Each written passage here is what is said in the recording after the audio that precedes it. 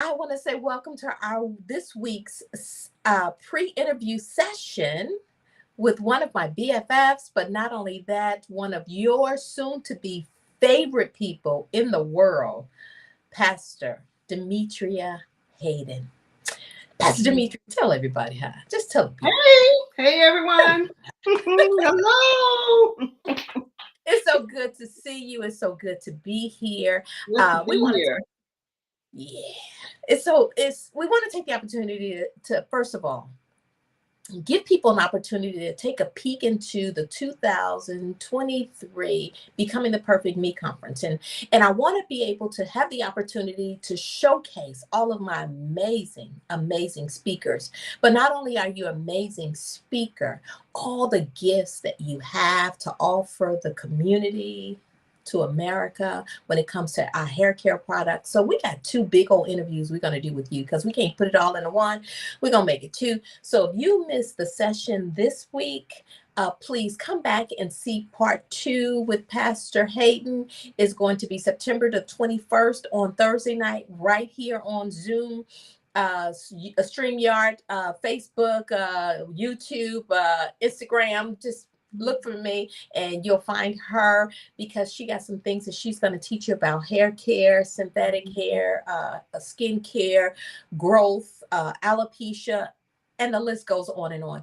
She is a student in her own right, but a teacher in her experience. She has so much to offer you, and you're not going to be disappointed. But this week, we're going to introduce you to Pastor Hayden in the platform and what she's going to be teaching in the new book called Becoming the Perfect Me. A great book, healing and helping you learn how to heal from the inside as we prepare for the 2023 Becoming the Perfect Me conference, September 29th. 30th and ending out on October 1st on St. Simon's Island. Please visit my website at theresaaroberts.com to register, get your room tickets, and also vendor opportunities. So we say thank you for coming in. Thank you for joining us. Meche, it's so good to sit at the table. We're at the Yeah. table. Thank We're, you for having me. we are at the table. So we're going to think we're just sitting there doing the things that we always do. And we're going to talk about the things that we know to talk about. Okay. This week, we're going to dive into some topics that you enjoyed most about this book, right? And so if I said, Demetria Hayden, what did you like best about the Becoming the Perfect Me? What chapters affected you the most? And you're going to tell me chapter what? Actually, I have three favorite chapters in the book. And if you see how the book is, it's all kind of like raggedy with little, bookmarks in them because it's just such a good book that you can actually go back and reflect on each chapter and just go back and like, well, let me look back at this one. But the three favorite ones that I have was chapter 1, chapter 14, and chapter, I think it was 37. Yeah, chapter 37. The first chapter, Pastor Theresa, when I tell you, when I started reading the book, I remember reading it and I remember telling our other BFF, Stella, I told her, I was like, girl, this book is, I can't even get past the first chapter, because it just really hit me. It really hit home. And you know my story. We know each other's story, because we literally grew up together. We've been knowing each other since we were probably 12 or 13 years old, maybe younger than that. And Absolutely. so it just really hit home and it really explained to me a lot of the things that I went through and even the way I feel about myself then and how I feel about myself now. It really Mhm. explained a lot and it really helped me to put things into perspective. You said the very thing the book was created to do is to help you heal from the inside, right? Hmm. So many things we go through in life is hidden in the hurts on the inside. And Hmm. because it's hidden in the hurt that we cannot express, we don't heal. Right. So it Right. stops the healing. And so many people have said to me this, Pastor Teresa, when going through this book, it opened up so many memories of hurt and disappointments and brokenness and that I thought I got over. And Hmm. I like to tell people this: hurt feelings never die. They never die. You know, when you don't heal from them, all you do is mask them. And so what happens is we go through things in life that resembles that hurt, and everything that we had suppressed, that they just open up and they grow to be something bigger in our life today. So we take the hurts of our past, we hide them, and then they come out on people so much bigger. And then we people don't understand, you know, why are you so angry? You know, why are Mhm. you so bitter? Or why are you just so easily offended? Because we have all those hidden things in our life that we didn't heal from. We just hid them, right? So they became Mhm. suppressed and we put everything on top of it. And then when we get the opportunity to reveal, it comes out as so much hurt. So we're going to talk about that because this book was really designed to help you heal from those hurts, to take you through hurt to healing, right? So Mhm. we're going to talk about it. And I know, you know, like you said, we've been knowing each other for 45 years. Mhm. So we have the opportunity to really know each other, but I don't want to just talk about what I know. I want to talk about where you heal from. So let's go on our Mhm. journey. Let's talk about it. So it says, describe your parents. Mhm. And who are they? And, Yeah. and, and one of the things we say in the book is this, and it says, be sure to describe your parents in a, let me go back. I'm sorry. And it says, for clarity as to why we may work the way we do, if you have never defined your parents and who they are, you will probably see why you were never able to understand why you operate the way that you do. So Mhm. let's describe your parents. Let's start with your dad. Well, um, well, Pastor Theresa, you know the issue with my dad had. Well, my dad passed away at the age of 52, and I was like the age I was 26 when my dad passed away. But I suffered a lot of abuse, as my brothers and I both, all three of us did. And so my father was very mean and very abusive, very mean and very abusive. He did some horrible things to us. And I think that, and that's just the bad part of them. And it wasn't until I really allowed the Lord to come into my heart to show me the good in him, because for years I didn't see any good in him. But the Lord opened that up for me and showed me that, well, yeah, you did learn some things from him. Because one thing about my dad, he was an excellent cook, really good cook. And I actually picked that up from him, you know. So everybody always tells me, oh, you really cook well, you know. Oh, girl, you cook that. This is really good, you know. So I really picked that up from him. So there were some good things about him, but the majority of the things were bad, you know. So that's the only thing that I can say about my father. I don't have any good memories of him, none. They were always bad. So If we were to talk about some of the things that were bad, we go back to characteristics because you are who you are. yes. I tell people, you know, you cannot be you. You can mask it. You can act like, oh, I'm this great person, but eventually who you are is going to bleed through because character defines you, right? Yes. Let's talk about the characteristics of your parents. Let's go with your dad. What are some of the characteristics of your dad that, um, and how you see him in reflection to you? um I don't think that I picked up any of his characteristics, so I can't really I know my brothers kind of picked up some of his characteristics, but they've gotten rid of that. But I'm trying to see, when you say characteristics, I would hope that I didn't pick up any of his characteristics. But, and I'm not saying that in like a negative way, and I don't want anybody to think that I'm bashing him, you know, because I thank God for him, because if it wasn't for him, I wouldn't be here. You Mhm. know, so I'm not speaking bad on him. I have forgiven him for everything that happened in the past. But as far as characteristics, the good characteristics, I mean, give me an example of what you mean when you say characteristics, and then maybe I can give you a word. Okay. For me, let me start with me.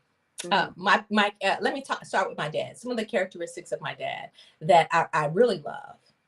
My dad has very dominant characteristics, right? Mhm. That I always tell people how passive I am. I'm just so amazingly like my mom, right?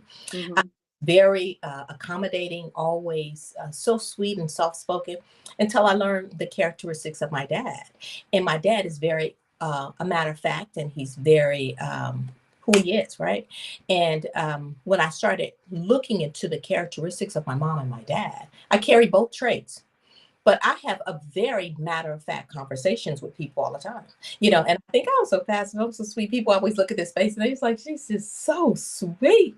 And then you had these conversations with her, and she's like, "Did she say that to me?" It's like, absolutely, because I speak truth, right? Because I'm very a matter of fact, and I find out that's a characteristic that I got of my dad. That kind of always take me say, "Dad, I can't believe you said that," right? And Mhm. because those are some of the very same things that I do. Another trait of my dad is, like I said, he's very dominant. My dad say what he means what he says. When we were growing up, he said, "When I come home, I don't want nobody in my house. When I'm home, I want to be at home, and I need to be able to do what I want to do in my house without making excuses for people." So what Mhm. do we do as kids, right? We like, "Oh, you can come on over," and they come on over. And he said, "Didn't I tell you I didn't want nobody in my house when I come home?" So he would just take all his clothes off, and we'd be running through the house like this. You got to go. You got to get up out of here. You cannot That see my is so dad like funny. that, right? And his Mhm. conversations that I meant what I said. I said what I Mhm. mean because that's how he operates, right? And, Mhm. and and I feel like now, after really looking at those traits of my dad, I'm very much like that. When I say what I mean what I say. And not that those are always bad traits, but those are traits. And I have to own what I own, right? And we like to be this amazing. Like I said, I want my girls to describe me as this amazing, wonderful mom, that she's so perfect and she does everything right and she just Mhm. wouldn't do anything wrong. And then they describe me and it's like, do I do that? Okay, so now that you've explained that, I can see some character traits that I did pick up from my dad. For one, he was like that too. It's like we would have to run people out the house because this is my house. I don't have to put on no clothes if I don't want to. They don't, so I do see that. But one of the character traits that I think that all three of us, me and my brothers, because I'm the youngest of three, I have two older brothers, that we picked up from my dad is that he was a hard worker. He worked. We watched him get up in the morning and go to works, and that was instilled in us because all three of us are hard workers. We work. We've never been like that lazy type where we just don't want to work. If we were out of work, we would find work. So I think that's if I can look at anything as far as a good quality that we picked up from my dad is that the quality of making sure that you work and take care of yourself and take care of your family. You know. Absolutely. So yeah, so in that essence, yeah, I can see that. But I think the reason why I couldn't see any of that is because of all of the bad that Mhm. was so in my face. It was just bad all the time. So I wasn't able to see the good. So so yeah, I would say that that would be a good character trait that I picked up from him. Talk about your mom. Give me some of the character Oh traits. Who you wow. look My into? mom, I have like a whole list down here, Pastor. I I have got like one for my loving, dad. I got 10 for my mom, right? huh?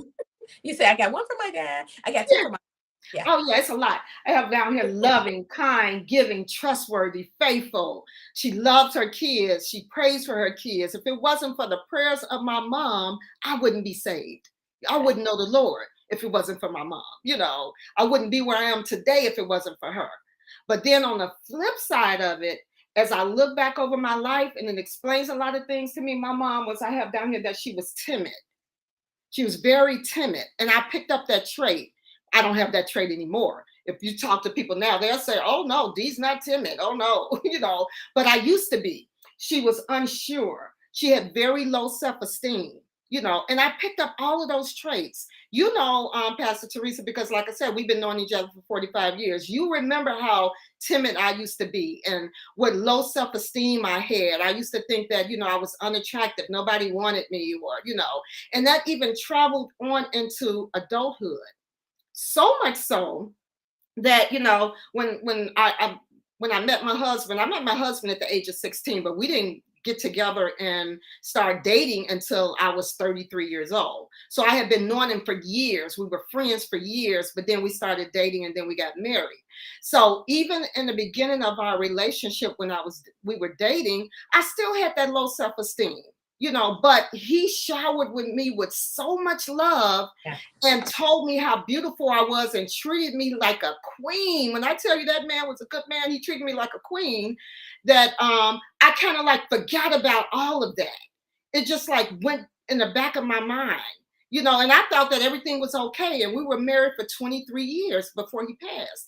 But after he passed, like months later, all of those feelings of timid Mm. came back. And all those feelings of low self-esteem came back. And I'm sitting here like, what is going on?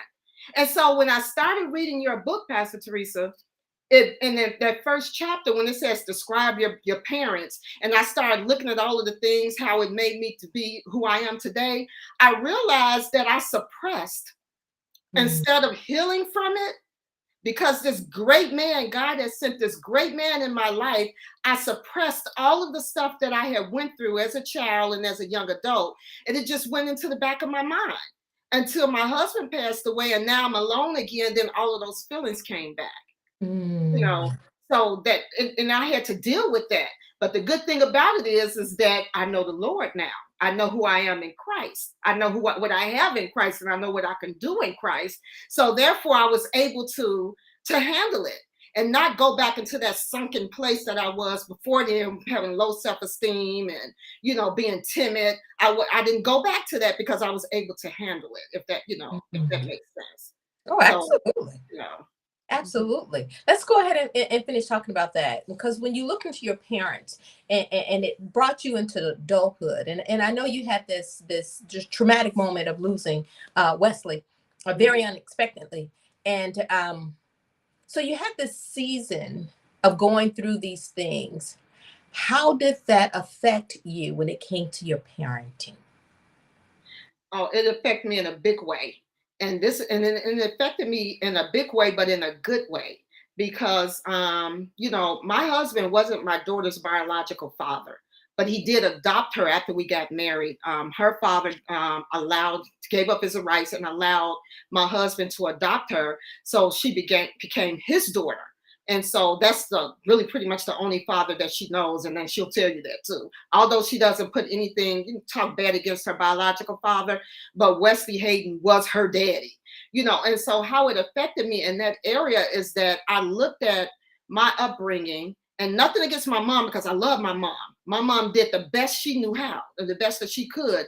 But I made up in my mind that I was not going to raise my daughter in any type of abusive situation. That's why I got away from the situation that I was in with her biological father. Like he didn't physically hurt me, but it was very emotional abuse and very verbal abusive. And so by me being in that situation, I remember my daughter being like 2 years old and crying every time her father came home. And I was looking at her and I was like, Dad, I remember I used to feel that way. I used to hate when my dad would come home. We were always so happy when he wasn't home. And I saw that Mm. in my daughter, and I was like, you know what?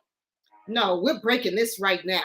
We're breaking this. And I got out of that relationship and I went back to the Lord, because I strayed away. That happens. I went back to the Lord, started back going to church, started back, just listening to God and, not listening like I should have because there's still some things that I did wrong. I'm no angel back then. But I can say that I know that because my mom raised me in the word was in me. And doesn't the Bible say that train them in a way, raise them in the way that they should go? I'm paraphrasing it because when they get old, they will not depart from it. And so I think that's what happened with me. I started like, going back to church and God started showing me things and I repented.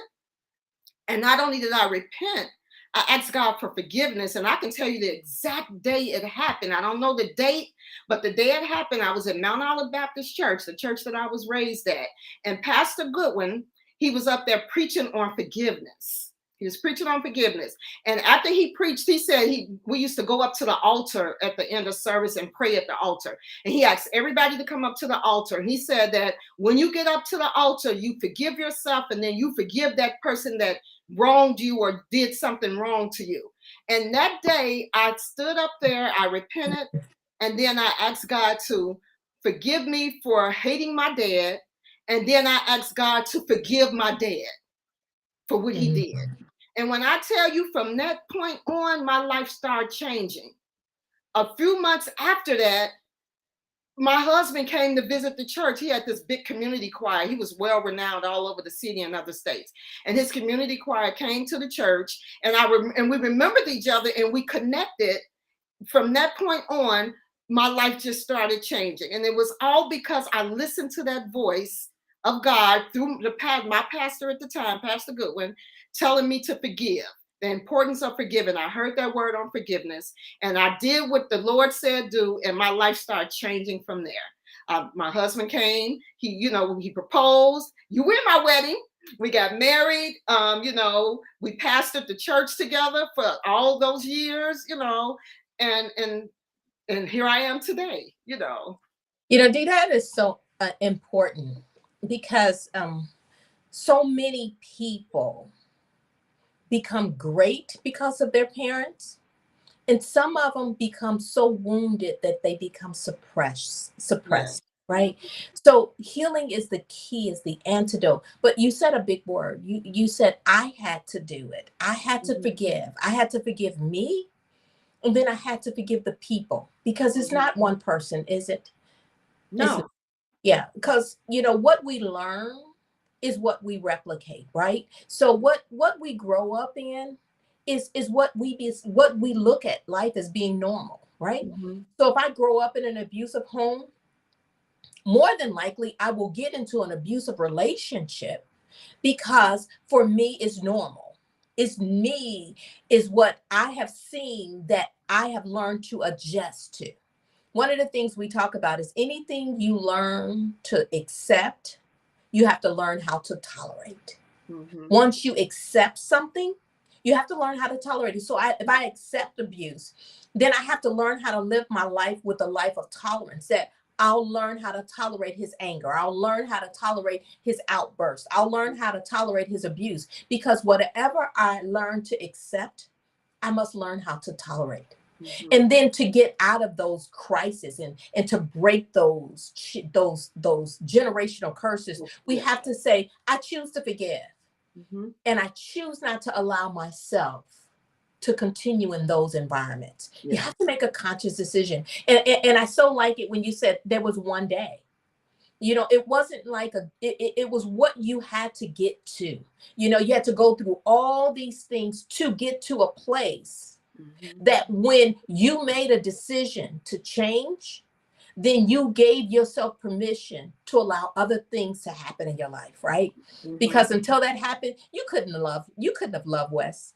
Wesley came 10 years ago, you'd have been like, I ain't got time for that, right?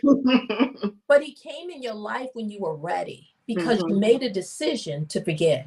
And that's what we have to get to the place of healing, so that when those moments happen, Mhm. you'll be ready. I'm Yeah. ready for this. I'm ready for him. I'm ready for the opportunity. I'm ready to move forward. God, you can trust me with the things you're getting ready to give me, because Yeah. I'm ready. Mhm. Right. Yeah. Great. Great Yeah. one. Yeah, and Great. another thing I remember, my mom used to always tell me that don't let a man abuse you. Even though she was in an abusive relationship, she still would say, "Don't you allow this." And I think that makes a difference too, because a lot of times, a lot of women that were in abusive relationships, they never talk to their daughters Yeah. or their sons. They never talk to their kids about it. Their kids just grow up watching that, you Mhm. know. And because my mom instilled in us, because she did get out of it, but we were adults by the time she got out of it, but she did get out of it. But because she kept that in our minds, that's why we didn't grow up. I didn't grow up marrying someone that abused me. Neither do my brothers abuse their wives, you Mhm. know. But they had to get to that point as well. Now they're in good relationship. They have wonderful wives that they treat well, and I had a wonderful husband that treated me well. That's because my mom was a praying mom, but she only did as much as she knew how to do. The level of, I guess you would say, intelligence, and I'm not saying that in a negative way, the level of intelligence that she had concerning who she was, and concerning God in her life, and who she was in Christ. Isn't that a big statement? I like that, because I tell people this. Parents are not perfect.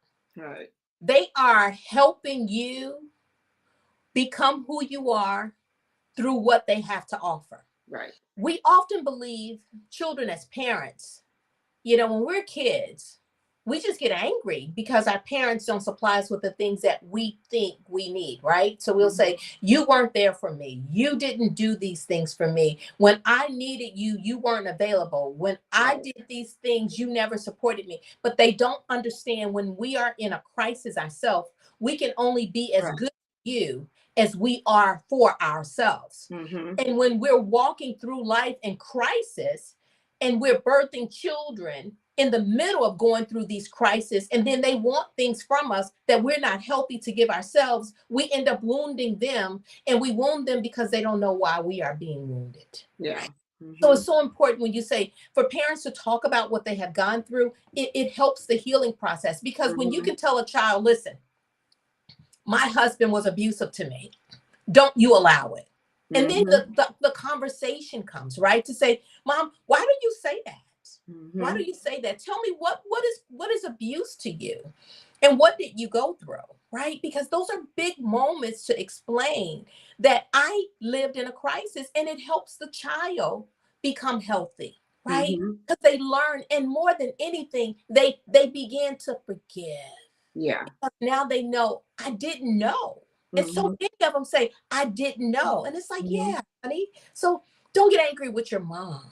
Right. You know, I was never angry with my mom. Never. Yeah. But so many children become angry with their parents because they don't They understand don't understand. the crisis that they were in. Yeah. Right. So that was so big to say, you know, I didn't understand. You know, and sometimes I've had conversations with others where they walk through these crises with their parents right before them and not know the crisis exists. You know, I remember my dad having a conversation with me, and we talked about growing up. And of course, as you know, it was 12 of us in our family. Yes. And with us, my mom and my dad raised us, 12 children and my two parents, in a 3-bedroom, 1-bath house. You know, I remember. I used to come over and visit. You know, I'm telling the truth, right? People say, what? 1 bathroom, 3 bedrooms, girls' rooms, boys' room, mom and dad's, right? The baby was always with mom and dad. Don't even know how they can produce with that thing in the middle, but he was always in that room, right? Then you had the girls' room, the boys' room, the living room, the dining room, and the kitchen. That was our house, right? And then what we had was what we knew as normal. We knew it as normal. I never heard my parents argue. Never in my life. So I grew up in this world where my parents have been married for 70 plus years. And then we go through this life and we're angry at our parents because it's like, I never had a new pair of shoes. Never. You know, and people are like, well, you know, I got a new pair of shoes every time school started. Well, I didn't know what that meant. You know, and sometimes going to school with your last year backpack, your last year clothes, your last year shoes, you know, you get teased even as a little girl. You're like, man, you know, I wish I had a new pair of shoes. And I'm not understanding my parents have 12 children in a 3-bedroom house, right? I'm not understanding that. And then now as a woman, as an adult growing up, of course, I understand struggle. I understand sacrifice. But my dad had a conversation with me and it kind of went like this. As a tear came down his eye, he said to me, he says, baby, you don't know what it's like to raising 12 children, and you yourself need work boots in order to go to work. And your shoes so old that you put cardboard and wood chips in the bottom of your shoe just so your feet don't get wet, so that you can get there to bring back home enough just to feed these 12 kids. And he said, and then they want something and don't even understand what you're doing without. You know, and to hear that, you know, and the tears coming down his face, you say, Dad, I never knew those were struggles for you. You know, we didn't even know we were poor, right? We didn't know we were struggling. We had our own home. We lived in a home that my parents owned. But for us, we really were a struggling family of 12 children. My dad worked. My mom was a, you know, stay-at-home mom, of course. But the things that he struggled through, we couldn't see as children. And so for us, it looked like you just would not provide. Mm-hmm. understanding he could not provide. Right. But you understand now. Oh my God, you know how I am with my parents. You know I love, Mm-hmm. it's nothing I my parents, right?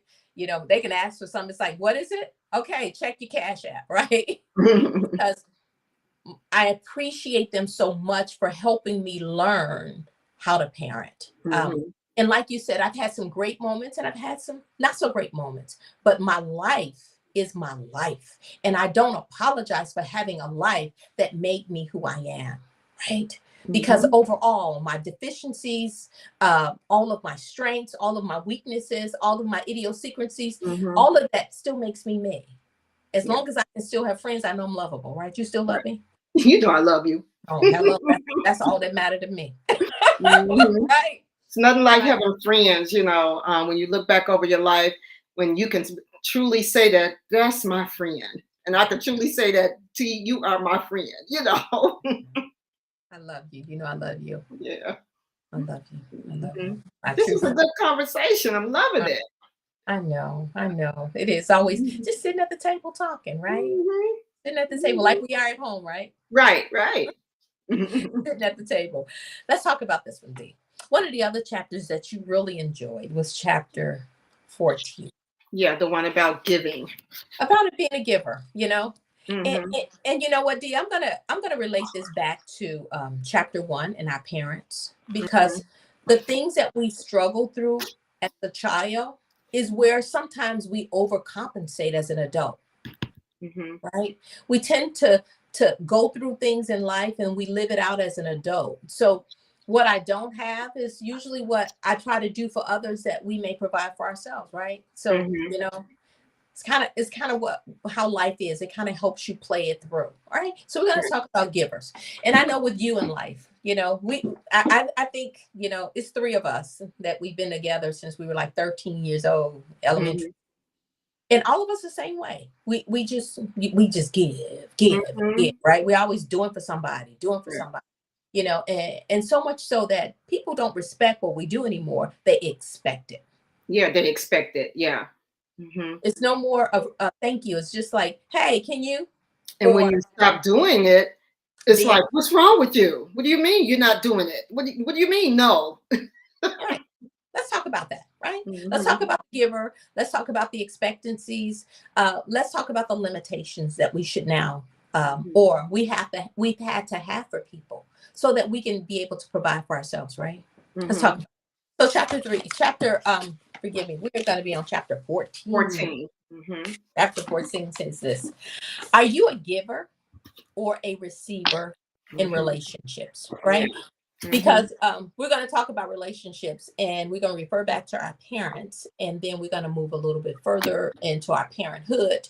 But are you a giver or receiver? Let's read this section real quick because I think this kind of guides us through this Hmm. chapter. And it says, in order for you to truly categorize yourself as a giver, you need to be able to answer this group of questions honestly. The big word is what? Honestly. Honestly. And this part of the book really helps you do self-assessment. So Hmm. in Why Don't People Like Me, it has a journal behind every chapter that gives you a few questions to really help you look at you. So in this section, we're going to ask you a few questions, and this section says you need to answer it honestly. Question 1 is, do people fail to recognize you for what you have done for them? And if so, do you become offended? Big question. Number 2 Hmm. says this: Are you disappointed with their lack of response? Number 3 says this: Do you talk about the situation and the people associated with the act in a negative way? Number 4: Does your relationship with people change if they miss an important event in your life? Hmm. Now, how you answer these questions will be able to determine if you are a giver or a receiver. Hmm. Okay, so we're going to talk about this, right? These are the Hmm. big 4 questions Yeah. because people often say, oh, I'm a giver. I'm a giver. I'm a giver. I'm a giver. And then it's like, I came to her party. She ain't come to mine. Why did she come to my party? It's like, Right. okay, are you a giver or a receiver? Because that doesn't sound like a giver. Because a giver Right. does things without expectancies, right? I know Yeah. with people in this season of my life, they're saying, Pastor Theresa, you used to be a giver. Are you a receiver? I said, no, I'm an expectancy now. I'm an Yeah. Yeah. Right. There's nothing wrong with that either. Look, I'm an expectancy. I've sowed my seeds. Now it's time for me to reap a few, right? It's time for me to reap a few. I'm in my reaping season because, from a little girl, we would give everything, right? Because we didn't know we were poor. All three of us came from homes where our parents were still in our home, right? All of us came. Both parents, all of our parents owned the home that we lived in, right? All of us were very gifted in our own rights. And all of us lived in the hood. Yes. You're right. Even though we were in our homes with both parents, it was still in the hood. It was still in the hood, right? People say, you really grew up in Chicago? And I was like, yeah. And they said, where you grew up? And I said, in Inglewood, right where the Obamas came from. And Michelle came from. And they said, oh, you lived in a good neighborhood. I said, I don't know what definition you know about Inglewood, but ain't nothing in Inglewood good. It is good in Inglewood. I don't like it when people say that. Yeah. It's good in Inglewood because we came out of Inglewood and we're good. It's what we get out of it. Is what we get out of it. It's right. It's what we get out of it. Right. It's what you get out of it. And I believe that's the case in any environment, right? It's what you get out of it. And I believe things that you go through in life can make you bitter or to make you better. Yes. So you choose how you receive it. Absolutely. You got to make a choice. How am I going to use what I got? Because my plate wasn't as pretty either, right? But you have to choose what you're going to use with what you get on your plate. Absolutely. How are you going to use it? Absolutely. Right. So for me, let's talk about a giver and a receiver. Do you fail to recognize people when people fail to recognize you for what you've done for them? And if you do so, do you become easily offended? Okay. Asking this real big question gives people the opportunity to assess themselves. I'm not here to grade you. I'm not here to judge you. This is not about me. This is about you. Ask yourself the question because the question helps you define who you are. Right. And it's all about knowing you from the inside. So Demetria, let's talk about being a giver or a receiver. What are you, a giver or a receiver? I know for sure I am a giver. I am a giver. I am, I've been a giver all my life, but in this season I'm learning how to be a receiver. I had to learn how to be a receiver because I was such a giver that when people would give to me, I would be like, no, you need that, so I had to step back and a pastor told me this years ago. I actually told my husband and I both this years ago because we were both the same way. We would be like, no, you just sow that back into something else. And this pastor told us, stop doing that and allow people to sow into your life because it's better to give than to receive. You're blocking their blessings. So that's when I stopped and now I will allow people to give to me. But in the past, I used to be like, no, that's okay. You just sow that to somebody that needs it. So then I'm like, okay, now let me stop because now I'm blocking their blessing. Absolutely. And then this is what the pastor said to both of us. You all are good ground to sow into. So allow them to sow into you because God already knows that when you get it, you're just going to re-sow it. You do.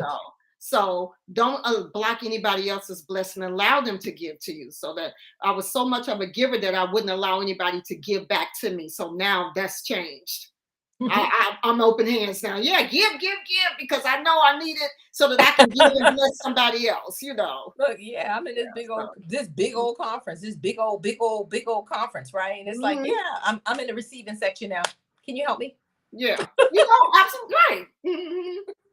Right. It's like you're calling on favors, but not calling on favors, because you don't want to use that word you're calling, on favors because you don't want it to make it sound like that, but you should be in expectation that God would send the resources and the people needed to do everything that you need to do, and that as He's sending those people, that they will be obedient to His voice when He tells them, "Go help Pastor Theresa." Amen. That they will be obedient and say, "Okay, I'm going to help Pastor Theresa because God told me to." Amen. And I do put a little pressure on you because like my girlfriends are amazing, right? Right. I have some good, amazing girlfriends too, so I know, because you one of them. I'd be like, my girlfriends are just like amazing. Mhm. I talk about them all the time. But Yeah.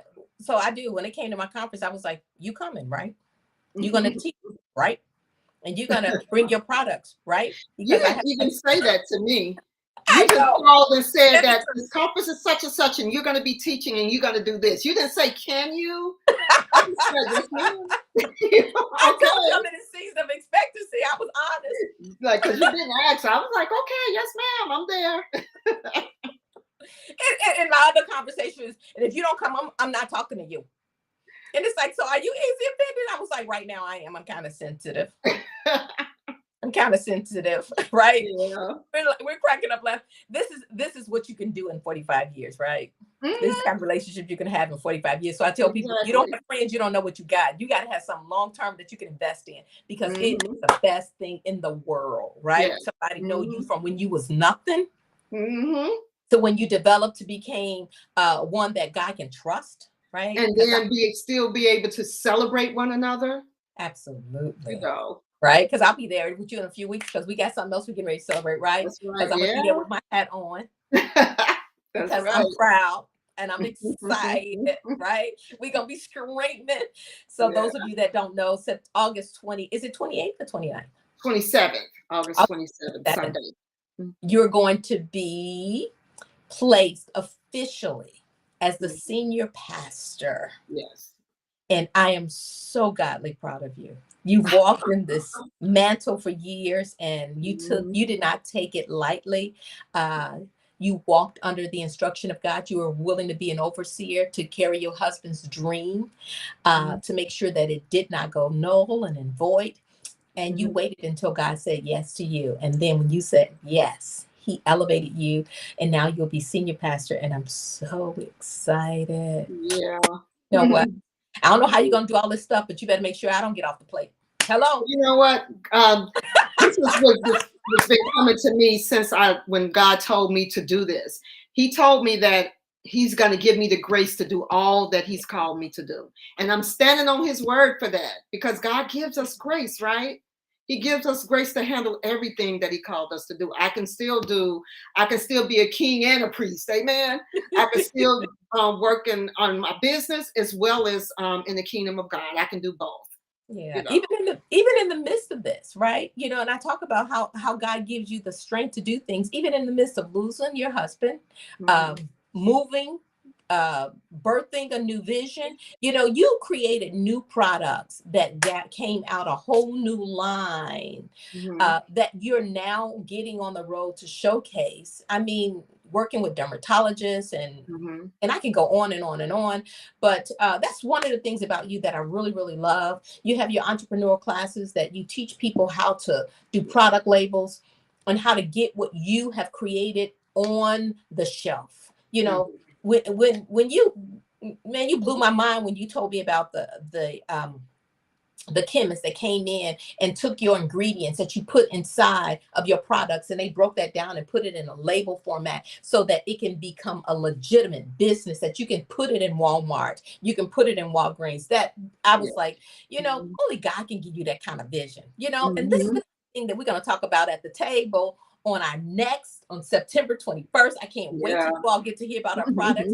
She has this new products that really help your hair grow. Those that have suffered from alopecia. If you a person that wear a lot of extensions, weave, anything that synthetic that you put on your head to cover your natural hair to prevent your scalp from breathing, I'm telling you, you do not want to miss her conversations at the table. You also don't want to miss having the opportunity to visit her website to learn about the products that she has that will help regrow your hair, help chemically remove all of the things that block your follicles, that prevented your hair from regrowing, stimulating your hair growth, really massaging the scalp, cleaning your skin, da da da da da da da. I'm telling you, Mhm. when you have a BFF like that knows that much, that's why I look so good. I was Hello, just sitting here listening to you. I'm like, that's an infomercial right there. you can talk Like, about what's good real easy. but they really are good products, Pastor. They are. They are really good products, and I'm not just saying it because they're my products. I really put heart and soul into those products to meet a specific need. And that's why I seeked out a chemist to make sure that they were formulated correctly. And then I did studies to make sure, so they really do work, They do. Hmm. I am a living testimony. I told her, I went up to see her a few weeks ago and she did my hair and she put this, she gave me this Scalp exfoliating facial. I gave you a scrub scalp facial. on my scalp. I said, Hmm. you should have turned on the camera right then. I was like off the chart. I was like, you should just, I never have in my life felt anything like that. Never in my life. I was like, I'm a real adult. Like, I'm a real adult. I'm not a little girl. And that thing blew my mind. And I said, that was amazing. Amazing. Hmm. And I said, my God, the things that God has given you to do to help us women, especially the African American women, take care of ourselves. Hmm. I just say, I know God is using you. And I know that you thrive hard because of where we came from, Hmm. uh, having instilled those work ethics, not accepting quit as an answer, Yeah. going through our and learning how to live in the environment that we grew up in, and not accepting that's where we end. Right. Learning from every root that we have. Hmm. I tell people this: my life was not perfect growing up, but I don't Right. apologize for any of it. I, I Right. I I said I am who I am because of where I came from, and I thank God for every step that I've taken in life because it really did make me me. Right. And Yeah. I know that your life that you went through made you you. I'm a witness from being Hmm. a little girl, just French braiding our hair. I was like, you braiding my hair? You was braiding hair at what 10? I tell Hmm. people that like we was 10 years old and we was making $5 a head, Yeah. right? And Yeah. that's where it Literally started. $5. You're right. Hmm. Yeah. And that Absolutely. went And that went to you going through school, to developing a corporation altogether lovely, and the Hmm. Altogether Lovely, creating a school, teaching women how to do hair care, Hmm. developing a school that train women how to become entrepreneurs, putting their skills legally into storefronts and businesses, then going from there. Teaching across, I mean, my God, if I can go on through your bio, your bio gives you no justice because I can't even go on all the things that you have accomplished in life, even Hmm. even to getting the key to the city. People need to know how Hmm. amazing you are. Demetria Head Hayden, you are just stinking amazing. Girl, that's because you love me. Look, I'm just so proud of you. no, I'm Right? proud of you. Yeah, I'm so proud of you. You got so much to offer the people, and I can't Mhm. wait till they get to your table. I can't wait till they get to hear you at the conference to talk about the things that's going to help them not only heal, Mhm. but how to live after being Yeah, hurt. yeah. And then when they get to your session, learning how to become uh, that entrepreneur, putting those product labels on the shelf. They go, Dimitri, I can't tell you. I'm gonna tell America. I can't tell you how many people I know that I'm like, hey, listen, let me just call her and tell her that Pastor Theresa gave you her number, right? Just tell her that. Yeah. And, and sit in her class and do what she says, right? Do what she says Mhm. because you can't become great until you learn how to listen and do what people say. Right, yeah. And that's the issue with a lot of people. They don't listen. Sometimes we have to sit back and listen because that's where the learning comes in at. It's okay to listen. You know, you don't know everything. I don't know everything. You don't know. We don't know everything. And it's okay to shut up and listen. You can always learn from someone else, One more time. Shut Say it up one and more. listen. I'm gonna get a shirt. I'm shutting up Hmm. just to listen. Shutting up just to listen. There you go. Market that. Because that's how it is when we're listening to God. He's constantly talking, but because we're talking so much, we can't hear how he's directing us and what he's telling us to do because we're constantly talking. You know, we think we know it all. Sometimes it's just good to just shut up. You know. Be a receiver Mm-hmm. from the word. Yeah. Be a receiver from the word. Mm-hmm. Be a giver in your talent. Be a receiver of your word, and Yeah. learn how to listen. And then, God gave this to me about 3 years ago. He says, in this season, He says, produce who you are. No, he says, sell who you are, produce what you have become. Sell who you are, produce who you have become. And I told God, I said, that's very difficult for me because I've never had to sell myself for anything. You know, I'm very fortunate that my gifts have made room for me, that I didn't have to sell myself. But he said, in this season, sell who you are and produce what you have become. And that means everything that I have become successful in, everything that I have done, I have to begin to produce it. That means when I'm on this conference, I'll be talking about me, not because I need to give myself any kudos, but I'm talking about me so that I can sell who I am, so that God will give me the platforms to produce in people what he has produced in me. So you sell to produce, not sell to gain, sell to produce. And in this season, we're teaching women and men both how to become great in being you, being broken and not ashamed. Yeah. It's okay not to be perfect. I don't know what perfect is anyway. And I don't, like, I tell people, I don't know what happy is. I don't know what perfect is, and I don't know what happy is, because I can be happy today and sad tomorrow. I got the same things today that I have on tomorrow, but I'm happy today and sad tomorrow. What made me happy? Right. So I found out happy is nothing that I can tangibly touch. Happy is the decisions that I make. And so I have to be happy with who I am. I have to be happy in the decisions that I've made. And I have to be happy in the stage that I'm in. And it's not perfect, but it's still mine. Right? And if It's I don't all about choices, what you were talking about earlier. It's all about choices. You choose to make the decision to be happy, or you choose to make the decision to be sad. It's a feeling. God, I know God gave us feelings, and I used to struggle with this, Pastor Theresa, that like, God, why did you give me these feelings if you didn't want me to be moved by them? But then he gave us feelings for a reason. Not for us to be moved by them in a negative way, because when you think about it, Jesus showed feelings all the time.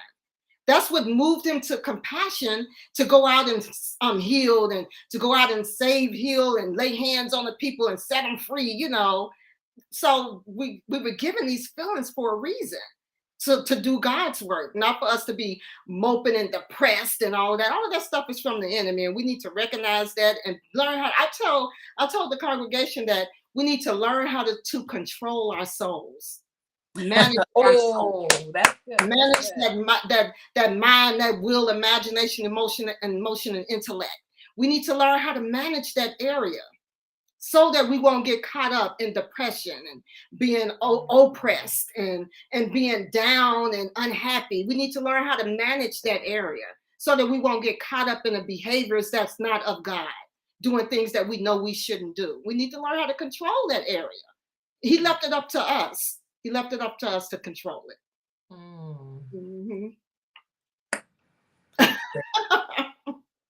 Get that. Learn how to control that soul, manage it. That's right. We do. We do. I hear people all the time say, I'm not happy. I was like, that period in your life is so short. It's so short. Don't base your life on happy. Don't base your life on happy. Don't base your life on it, because it's so short. I tell people this. I said, I give you simple analogies. When you wake up in the morning, you're happy you woke up. When you go to work, you're sad. Right? Just like that. You're happy when you got a job. Now you're sad because they make you go to work. Just like that, right? You're happy when you got that approved for that car. You were happy when you drove it. You got sad when the note came, right? Just like that. You were happy when you found out you was pregnant. It was an amazing moment. You couldn't wait till this baby get here. Then it start crying, just like that. You unhappy, And I'm like, why does it keep turning on and turning off? And if you made your life decisions on that temporary moment, where do you enjoy life? And so I tell people this: embrace your life, whatever state it is, just embrace it. And all of that. All of that emotionalism. Emotions are so deceitful. They can deceive you. Your emotions can deceive you. That's why you can't allow them to control you, because they can deceive you. Yeah. That's why divorce is so high, right? Yeah. Because they fell out of love, which I always tell people there's no such thing, because you can't fall out of love. Love is an action. It's a choice. You choose to love. So you chose to stop loving. So it's not like, I don't love, I fell out of love. That's because you chose to. So. I've been married almost 40 years. I like them some days I don't. Some And days I think it's I love 'em. normal, you know. What does that feel like? Is that gonna make my decision different? Oh no, I ain't making a decision like that. Mhm. No, we're not Absolutely. gonna make that kind of decision. But reality is, Mhm. we base life decisions on moments. Yes. Don't do it, right? Mhm. Don't do it. Don't do it. Embrace life and enjoy life and realize that all of this makes you you, right? Yeah. Becoming the perfect me, right? Mhm. Becoming the perfect me. Mhm. And all of this is the process that helps me be me. Yeah. Right? I love me. I tell people I am Mhm. having the best time of my life Mhm. being me.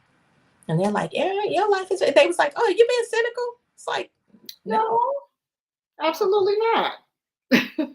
no. I'm just enjoying my life now. And I'm Mhm. embracing my life, saying, Mhm. I am enjoying who I am, And what you're I confident in it, you know. Mhm. am. Amen. It's just, Yeah. why don't people like me? Look, peek through it. Why don't people like me? Mm, Mhm. why don't people like me? If nobody else does, learn how to embrace you. Mhm. Embrace Become, yourself. Love yourself. becoming the perfect me. 2023. Yes. Register, register today for this conference. TheresaARoberts.com. That's Theresa with an H. TheresaARoberts.com.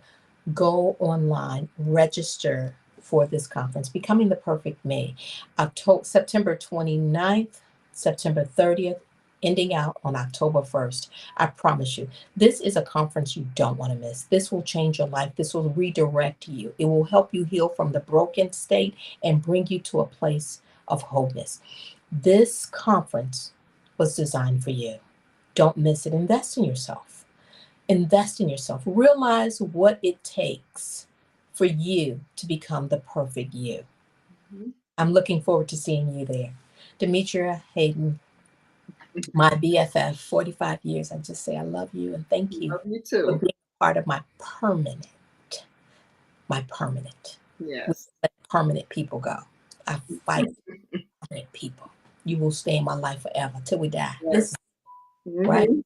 That's I, right. I love It's so good to talk with you at the table. It was It's, great talking to you. This was great. I really enjoyed this. This was great. I'm Even so though we talk like this all the time, but we've never done it, like this, yes. for At, other people to hear. yeah. They just don't hear our cackling laugh, right? Yeah. Yeah. And we can get a little silly sometimes. Yeah. On purpose. I know my girlfriends remind me I am a girl. I like being a girl. I don't want to always be nobody's pastor. I just Mhm. need friends to let me be girls, right? Mhm. That's table talk time. It's so good to have you. It's nice to be here. And it's so good to have the opportunity to prepare for the 2023 Becoming the Perfect Me conference. So we're going to be signing off and we'll see you soon. I All love you. right.